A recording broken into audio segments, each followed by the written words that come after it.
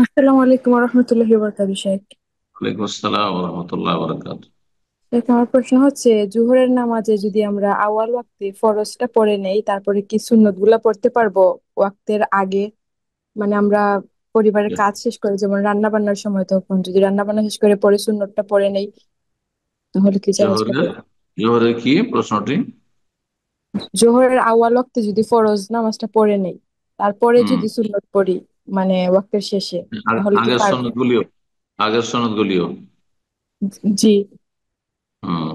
জায়েজ আছে, কিন্তু উত্তম হচ্ছে যে কমপক্ষে 2 রাকাত, যেটা আব্দুল্লাহ বিন ওমর রাদিয়াল্লাহু তাআলা আনহুর হাদিসে, সহিহ বুখারী 2 রাকাতের হাদিস আছে।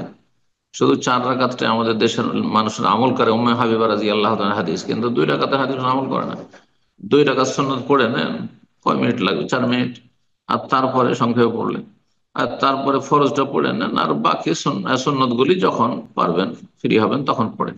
ঠিক, 6 রাকাত। এটা বেশি উত্তম, কারণ কন্টিনিউ আপনি আগের সন্ন্যত গুলো, সুন্নতে কাবলি আগের সন্ন্যত গুলোতে পরে পড়বেন, এটা সুন্নতের খেলাফ কাজ। এমনটা না করাই ভালো। তবে যেদিন ব্যস্ততা আছে সেদিন সন্ন্যত ছেড়েই দিলাম, অথবা পরে সন্ন্যত গুলি পড়লাম, ফ্রি সময় সন্ন্যত পড়তেই হবে জরুরি নয়। সন্ন্যত যদি পড়তে হয় কাজা করা যাবে, কোনো অসুবিধা নেই, কাজা করা যাবে অবসর সময়। জি। বারাকাল্লাহ।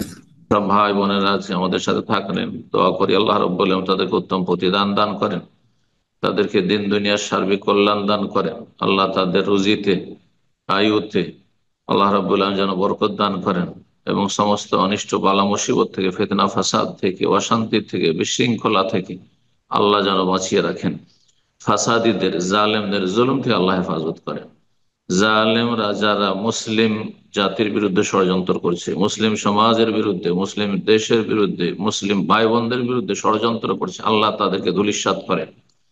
ঘরের শত্রু, বাইরের শত্রু যারা ইসলাম এবং মুসলিমের ক্ষতি সাধনের জন্য আহ বিভিন্ন পায়তারা করেছে, আল্লাহ তাদেরকে প্রতিহত করেন এবং তাদের অনিষ্ট থেকে আল্লাহ উম্মতে মুসলিমার হেফাজত করেন। বারাকাল্লাহু ফিকুম। সুবহান রাব্বিকা রাব্বিল ইজ্জাতি আম্মা ইয়াসিফুন ওয়া সালামুন আলাল মুরসালিন ওয়ালহামদুলিল্লাহি রাব্বিল আলামিন।